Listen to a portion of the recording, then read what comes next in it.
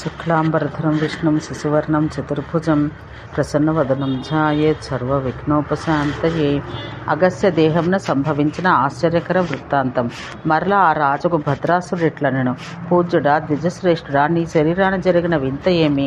నీవు చిరంజీవి ఎట్లయ్యావో దీన్ని నాకు చెప్పవలనని ప్రార్థించగా, అగస్త్యుడు, రాజా, నా ఈ శరీరం పెక్కు వింతలకు నిలయం, పెక్కు కల్పంలో నిలిచినది, వేద విద్యల చేత శుద్ధి పొందింది. ఈ భూమిని అంతటినీ తిరుగుతూ నేను మేరువు పక్కనున్న ఇలావృత్తమును మహావర్షం చేరుకున్నాను. అక్కడ అందమైన సరస్సును చూశాను. దాని ఒడ్డున పెద్ద కుటీరం ఒకటి కలదు.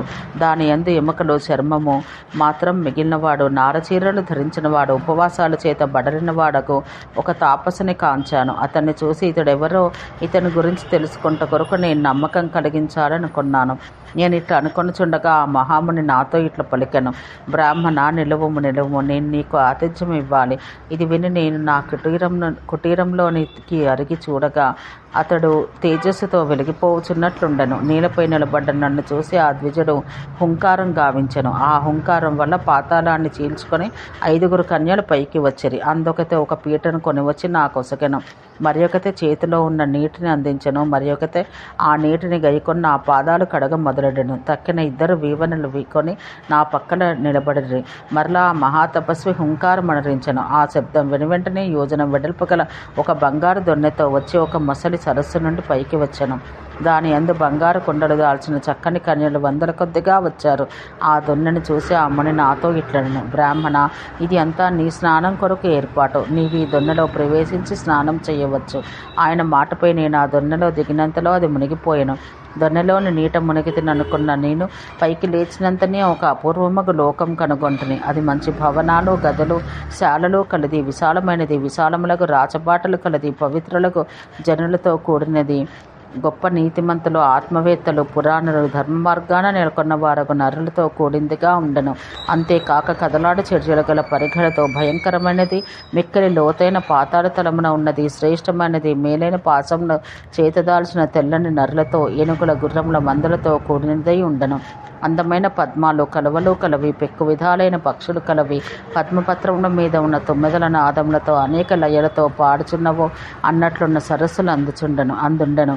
అందు కైలాసము శిఖరములను పోలినట్టుది, పెక్కు రత్నాలు కలువల గుంపులు కలవియు, వేద పండితులకు విప్రులు నివసించినట్టువియు, పుణ్యాత్ములు నివసించినట్టువి గృహముల ఆ సరస్సుల తీరమునందు కలవు. 9 వంగిన పద్మాలందు కదలాడుచున్నవి.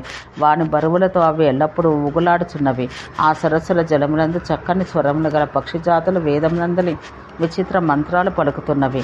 తెల్లని పద్మాల మాలలతో గాత్రములు గలవయు, పక్షుల పంతులే ఉత్తరీయములుగా కలవయు, బ్రాహ్మణులు పురాతనములకు యజ్ఞక్రియల మంత్రాలను చదువుతున్న తీరు కలవయగు పెక్కు కొలనులందున్నవి. నేను ఆ సరస్సులో తిరుగుతూ దేవతల, విద్యాధరుల కాంతలను స్నానం కొరకు ఆ ప్రదేశానికి వచ్చిన వారిని గాంచితిని.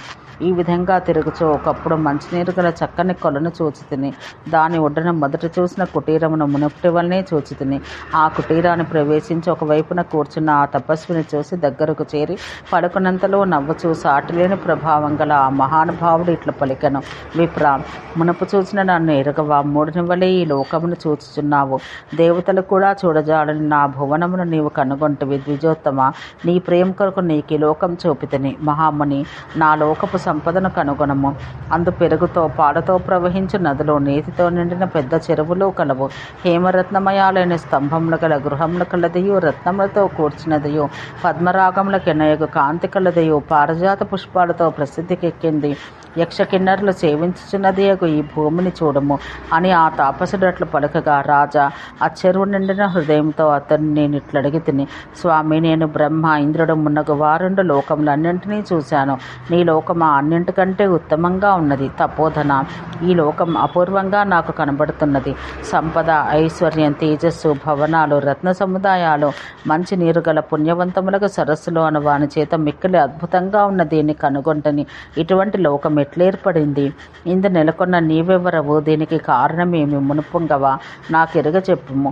మహాముని, ఇలావృత వర్షమున సరస్సు తీరమున నేను నిన్ను దర్శించుకుంటుని.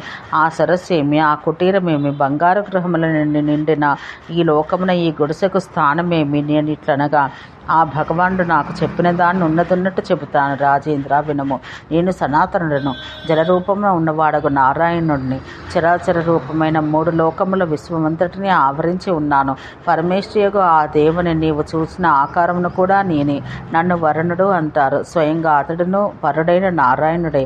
నీవు నన్ను 7 జన్మములు ఆరాధించావు. అందుచేత 3 లోకములు నశించినను నీవొక్కడవు గుర్తించబడితివి అని నారాయణుడు అట్లా పలకగా నేను నిద్రతో మూసుకొన్న కన్నులు కలవాడైన నేలపై పడి వెనువెంటనే లేచి తిని ఆ ఋషిని ఆ పురమును కనుగొన్నంతలో మేరుగురి శిఖరాన్న నన్ను నేను చూచుకుంటుని 7 సముద్రాలను 7 కులపర్వతాలను 7 ద్వీపముల గల పుడముని కాంచి తిని నేటి వరకును ఆ లోకపరమునే ధ్యానించు నిలిచితిని. ఆ లోకంను ఎప్పుడు పొందుదునా అన్న చింతయే నాకున్నది. రాజా, నీ వేడుకను బట్టి నా దేహాన సంభవించిన పరమేశ్వర వృత్తం చెప్పి తిని ఇంకనూ నీ వేది వినగోరుచున్నావు అని అగస్త్యుడు రాజుతో చెప్పగా త్రిమూర్తుల ఏకత్వ భావన చెప్పెను.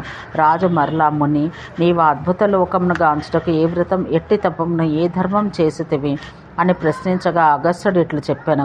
హరిని ఆరాధింపక లోకములను కోరెడు బుధుడు ఎవ్వడుండును. హరిని ఆరాధిస్తే సర్వలోకంలో అరచేతి అందుండును.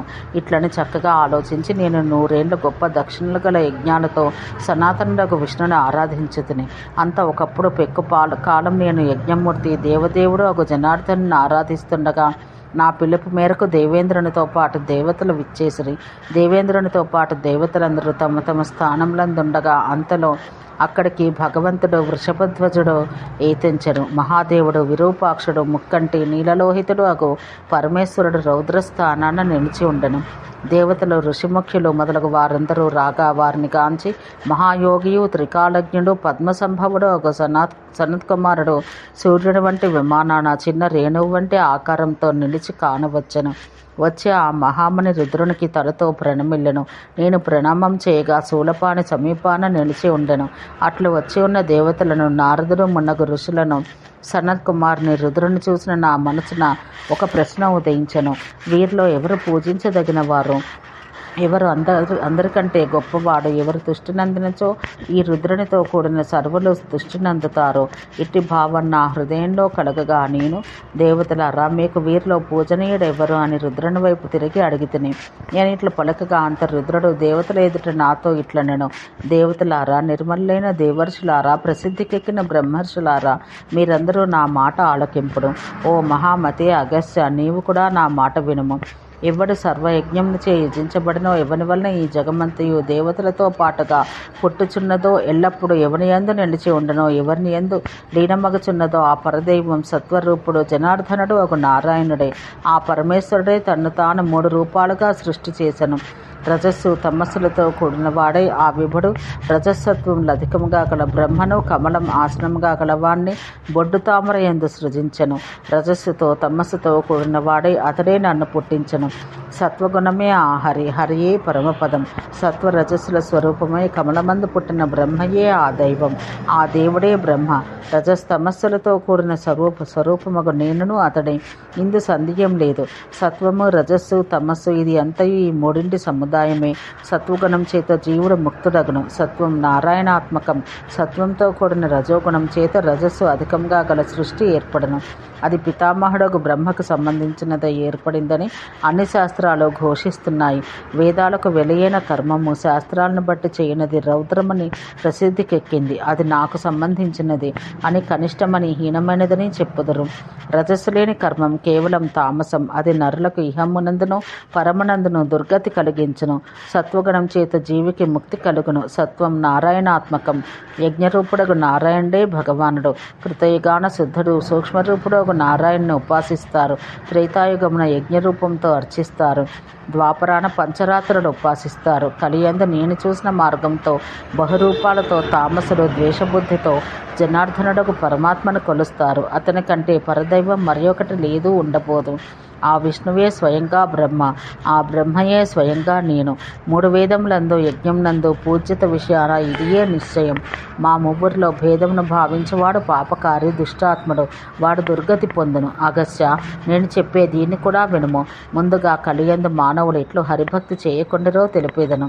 పూర్వం భూలోకవాసులందరూ జనార్దన్ని పూజించి భువర్లోకం పొందుచుండరి. అందుండియు కేశవుని ఆరాధించి స్వర్గాన్ని, అక్కడి నుంచి క్రమంగా ముక్తిని పొందుచుండరి.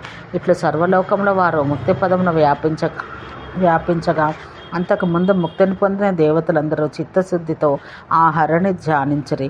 సనాతనుడు అతడును అంతటా ఉండవాడు కనుక వారికి ప్రత్యక్షమై, యోగివర్లారా, సురులారా, పని ఏమి చెప్పుడని పలికెను. వారా దేవదేవునికి ప్రణమిలి పరమేశ్వరునితో ఇట్లండ్రి: దేవదేవ, జనమంతయు ముక్తి మార్గాన నిలిచిపోయిరి. ఇక ఈ సృష్టి సాగుట ఎట్లు?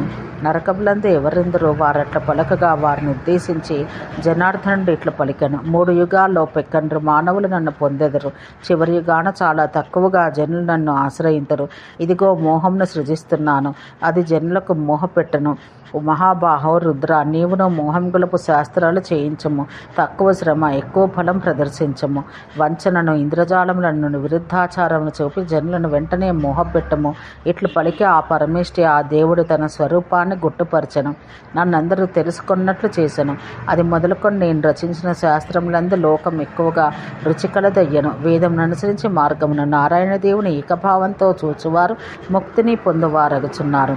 నన్ను, బ్రహ్మను, విష్ణువు కంటే వేరుగా తలుచువారు పాపకర్మలై నరకమున కరుగుదురు. వేద మార్గాన్ని వదిలివేసిన వారి మోహపెట్టుటకే నేను నయ సిద్ధాంతమును పేరుగల శాస్త్రాన్ని చూపితిని. ఈ పశుభావమే పాశం. అది ఎప్పుడు పతనమైనదో అప్పుడు పాశుపతం శాస్త్రం వేదం పేరిట పుట్టును.